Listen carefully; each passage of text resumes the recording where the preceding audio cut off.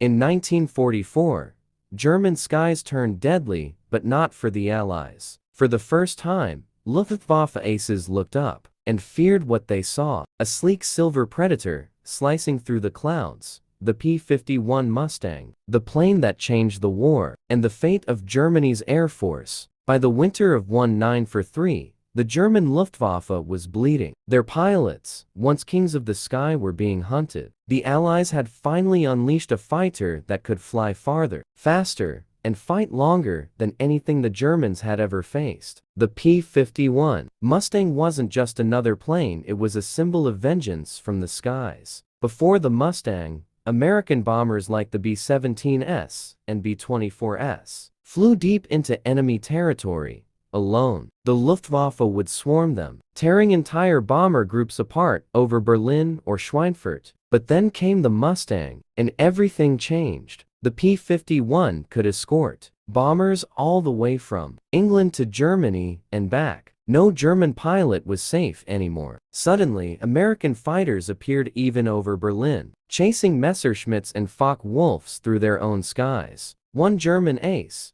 Johannes Steinhoff, later admitted, "When we saw Mustangs escorting bombers to Berlin, we knew the war was lost." Those words carried the weight of thousands of German lives and the fall of Luftwaffe dominance. The secret behind the Mustang's success was its heart: the Rolls-Royce Merlin engine. Originally a British design, modified by the Americans, it gave the P-51 incredible range and altitude power. It could fly at over 400 miles per hour and reach more than 40,000 feet, higher than most German fighters could even dream. It wasn't just a plane, it was a message: the skies belong to us now.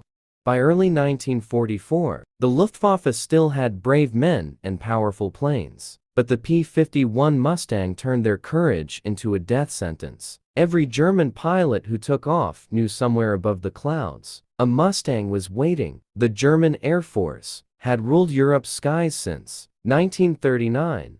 There, Messerschmitt Bf-109S and Focke-Wulf 192nd had crushed the RAF in France, terrorized the Soviets, and defended Berlin for years. But the Allies had learned, evolved, and adapted. American factories roared day and night, producing hundreds of Mustangs each month. Every new P-51 that rolled off the line was faster, deadlier, and better armed. Its 6.50 caliber machine guns could shred a bomber or a fighter in seconds. But its real power wasn't just in speed or fire, it was in endurance. The Mustang could stay in the air for over 6 hours, escorting bombers deep into the heart of Nazi Germany, something no Allied fighter had done before. When German pilots saw those silver wings over Berlin, they realized their worst nightmare: there was no longer any safe sky left. One German commander described it like this: "We once hunted, now we were the hunted." It wasn't just physical exhaustion, it was psychological collapse. Every sortie, every takeoff, carried a question: will I ever come back? By mid-1944, even experienced Luftwaffe pilots began to fall. Men who had survived hundreds of missions were now being shot down by young American pilots, many barely 20 years old. The balance of power had flipped. The Mustangs hunted not only over battle zones, they struck airfields, supply lines, and even fuel convoys. Without fuel, the German Air Force suffocated. Without trained pilots, it collapsed. The once invincible Luftwaffe was being dismantled piece by piece, by wings of shining silver, death. And for every German plane that fell, American morale soared. The P-51 Mustang had become more than a weapon. It was the guardian angel of the bombers and the grim reaper of the Luftwaffe. The Sky War was changing forever. It wasn't just the Mustang's speed or firepower that terrified German commanders. It was the way it appeared everywhere, like a shadow that could cross oceans, strike deep, and vanish into the clouds. To the Germans, the P-51 wasn't a plane. It was a ghost. German intelligence reports from 1944 revealed a chilling truth: even the Luftwaffe's most elite squadrons began avoiding direct encounters with the P-51. They tried new tactics: surprise dives, hit-and-run strikes, night ambushes, but nothing worked. The Mustang's pilots had better communication, radar coordination, and fuel endurance. They could stay in a fight longer, chase farther, and cover bombers that no German aircraft could reach. Every time the Germans tried to reorganize, the Mustangs found them again. Over France, over Berlin, over even the Polish front. The silver ghosts were there. One captured German pilot confessed to his American interrogator, "We feared the Mustang more than any other plane, because it came from nowhere." Even when Luftwaffe bases moved eastward, they found no escape. The Allies simply advanced their airfields, and the Mustang's long-range tanks extended its reach even further. The German skies, once their pride, had turned into their trap. For commanders like Hermann Göring, the situation was humiliating. Once boasting that no enemy bomber will ever fly over the Reich, he now watched in disbelief as entire formations of Allied bombers flew over Berlin, protected by hundreds of Mustangs. The German people could see them too, glinting silver dots against the blue sky, flying freely over the capital. Göring reportedly said in despair, "When I saw Mustangs over Berlin, I knew the war was lost." That single quote summarized the Luftwaffe's fate. The fear wasn't superstition, it was survival instinct. The Mustang could dive faster than the Me-109, climb higher than the FW-190, and turn tighter at high speed. It was the perfect mix of agility and endurance. German commanders realized that the more they fought,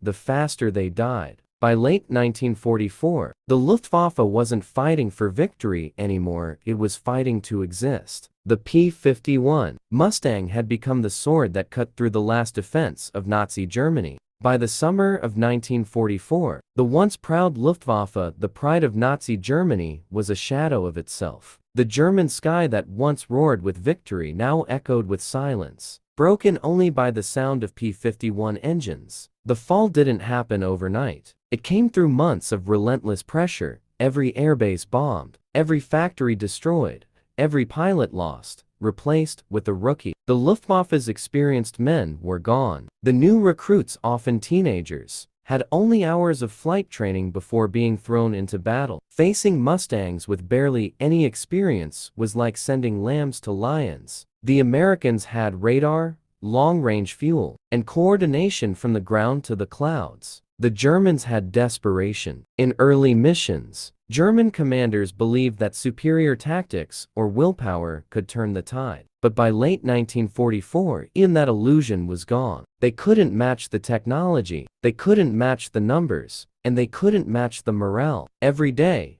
the Mustang flew deeper into Germany, hitting supply trains, oil depots, and even communication towers. The Luftwaffe was bleeding from the inside. One Allied report estimated that Germany lost over 13,000 pilots in just 1 year, many of them to Mustang attacks. The numbers were staggering. For every American pilot killed, 5 Germans were shot down. By autumn, the sky was no longer a battlefield, it was a massacre. The Luftwaffe had lost control not just of the air, but of the war itself. German ground troops began noticing a terrifying pattern. Every time they moved during the day, Mustangs would appear, strafing convoys, destroying tanks, and cutting off reinforcements. Even the soldiers started calling them the Angels of Death. In the final months of 1944, as Allied forces marched closer to Berlin, the Luftwaffe could barely put up a fight. Entire airfields were abandoned. Planes sat without fuel. The sound of the Mustang's engine was enough to make even season. German officers hid under shelters. The same commanders who once ruled the skies now whispered to each other. Where did it all go wrong? The answer was simple. It went wrong the moment the P-51 Mustang took flight.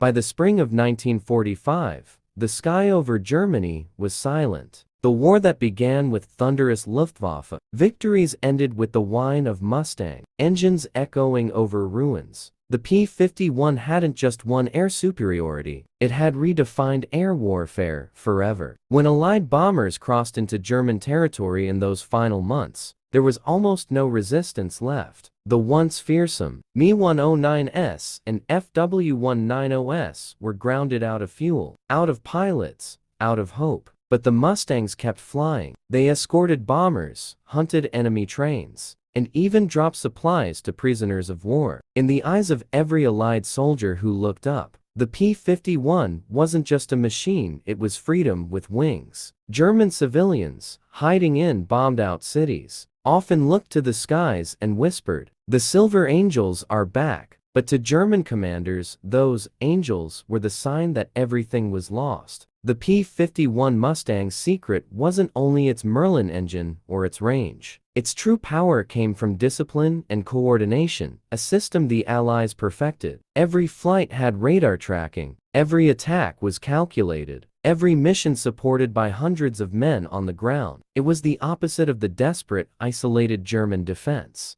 The Mustang represented the full force of Allied industry and unity, a nation's determination flying at 25,000 feet. Even after the war, German officers admitted the truth. One Luftwaffe strategist said in 1946, "If we had a plane like the P-51 in 1940, history would have been very different." But they didn't, and that difference decided the fate of millions. When peace finally came in May 1945, the skies were filled with P-51's flying victory patrols over Europe. They had done what no other fighter had: protected bombers, crushed enemy air power, and helped end a world war. In total, the Mustang destroyed more than 4,900 enemy aircraft in the European theater alone, more than any other Allied fighter. But beyond numbers, it broke the spirit of the Luftwaffe. That was its greatest victory. Even decades later, veterans still remember the distinct sound of its engine, a deep roar that symbolized hope. When the Mustang appeared in the sky, it meant you would live to see another day. For German commanders, it meant the opposite: the end of everything they had built. And that is why they feared it more than any other plane. The P-51 Mustang didn't just win battles, it conquered fear itself.